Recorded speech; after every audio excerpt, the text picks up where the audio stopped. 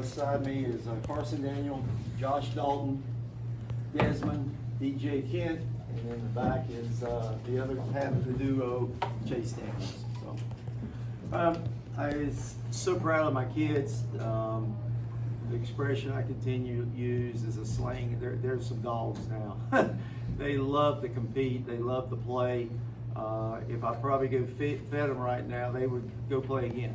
And they just love the atmosphere. They love the bright lights on. And I'm so proud of what they've accomplished. I guess one day when I'm sitting in the nursing home looking back on it, you know, the run that they've had and the type of kids they have it's pretty special. And that was a pretty decent basketball team. They had guards that can play. They had some bigs in there. But the moment that ball went up in the air, it was a sharp frenzy. I mean, these kids brought it.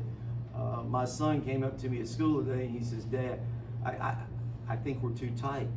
And we had pep rallies and send-offs and everything. And we got on the bus and they all fell asleep. And then when we pulled off at the exit on 311, all of a sudden that box cranked up and they're bouncing and all that. And I said, they're not stressed, they're not tight, and they knew they could play, and they came in here, and I'm proud. They put on the show. We had a simple game plan.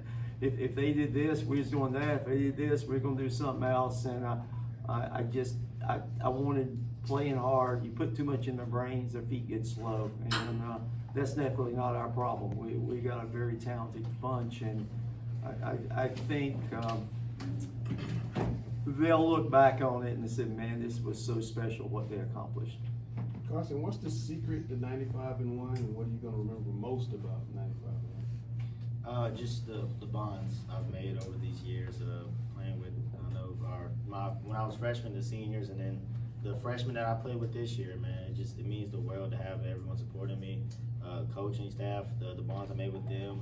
I got closer to, Chase, my mom, all of them. It just doesn't feel real how close we've all gotten. Is that the secret, Chase?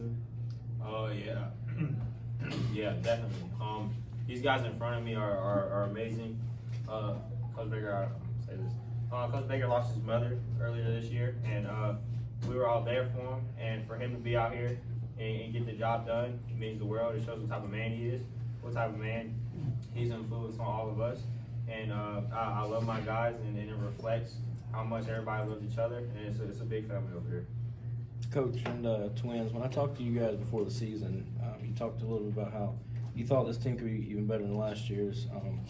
I know, Coach, for you it'd be like picking between, which is your favorite kid, but I mean, is this team better than last year? I mean, they are in ways. There's so much defensively. This team's better. I think last year's team, I mean, they were. These guys are fun to watch, and I want to take nothing away from them. But the last year's bunch backdoored, and it was just this team won a different way, and they just were. I'd never raised my voice. I don't know. Did I, DJ? I got kicked out of practice once. But twice. Back-to-back days. But they wanted to play and they wanted to do well, and just show you the type of kids are. My mom passed away, and we played that night. We had a funeral that morning, and we went and beat East Rowan, and they couldn't do the put her in the mausoleum. It was too late. So the next day we played that night, and the Twins came to my mom's funeral, and it was a short service. We need 2 more pallbearers, and guess who stepped up? So here comes the Twins, and that's hard for a 17, 18-year-old person. Nobody likes to go to funerals, but just the type of kids they are. They stepped right up there and lifted my mom up, and they're just super young men. And Josh, I wish I had him about 3 more years. He's going to unbelievable. And the good Lord's blessed me in many ways, but to have a 6'9" move in, to your school district with the private schools and the recruiting going on. And DJ's down there. He drives me crazy. He's at the concession stand at 4th quarter when we should be shooting. He's eating Skittles.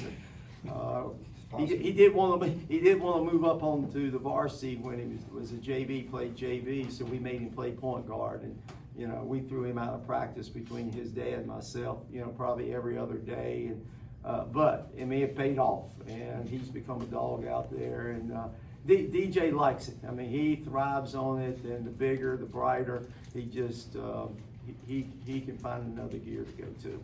Coach, when you coached in high school after so long in college, beyond just the wins, when you're talking about the community and the support that you guys have kind of developed, the family within each other, how's that kind of met with your expectations of what it would be like to coach high school when you first? Well, it's definitely different. The kids are different. My first couple of years, we had some talented kids, but I couldn't get them. If they're supposed to go right, they go left. And I was telling my wife I made them a mistake and blah, blah, blah. And then all of a sudden, Jaden Thompson and Gavin came into the program. And then when the two twins came in, this thing just flipped. I mean, the culture flipped.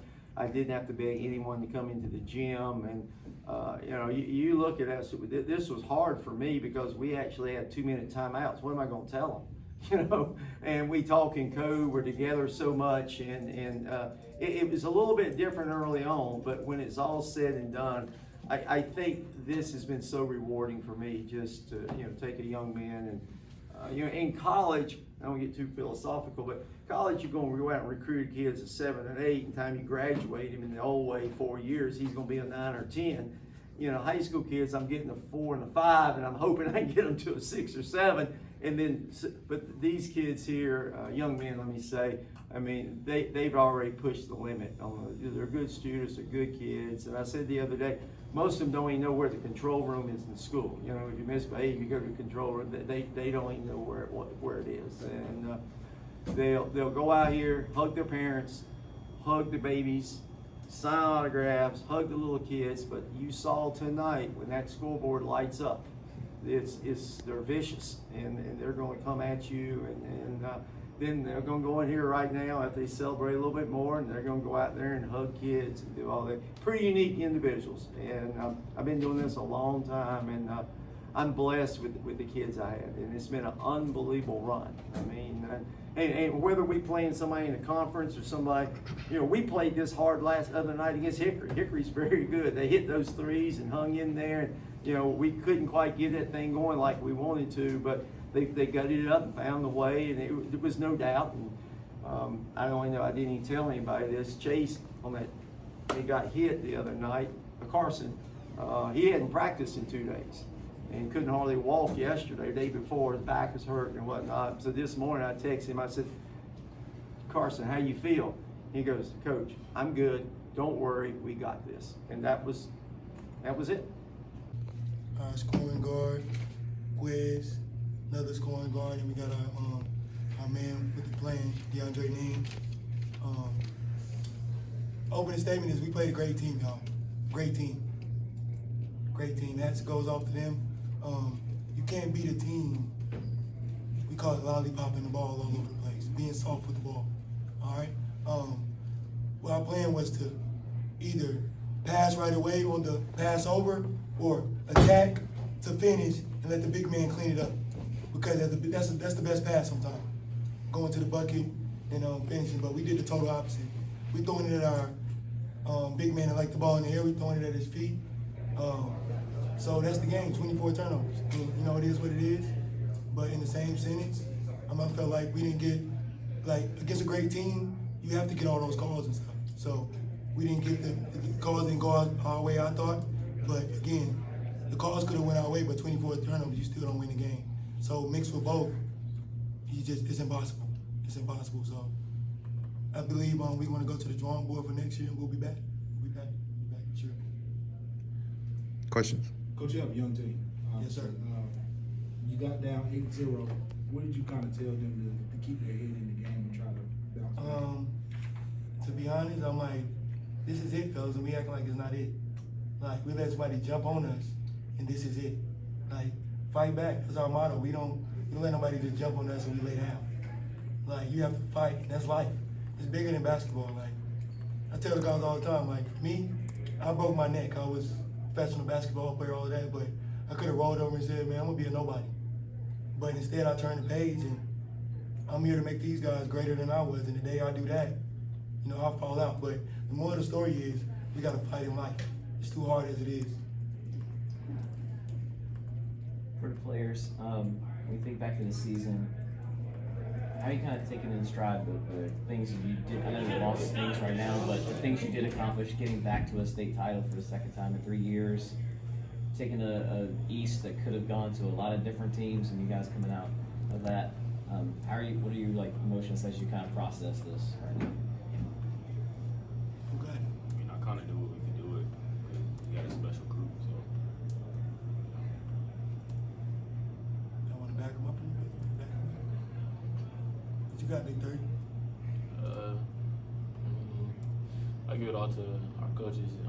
Coach Ingram came in last year, and us three had to buy in to what he was putting on the table. So that just helped us this year and come to state championship and coming out short. Just give it all to him.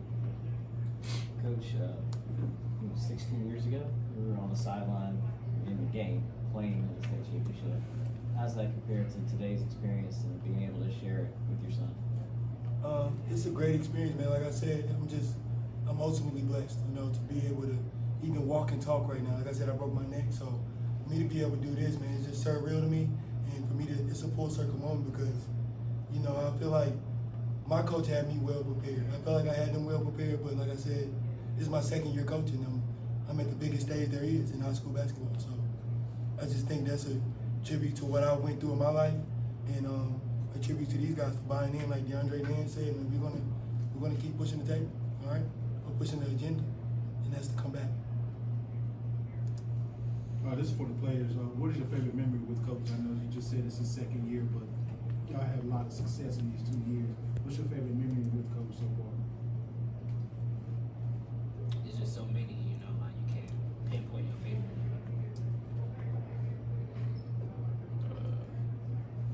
Want somebody to give me something? Give me something.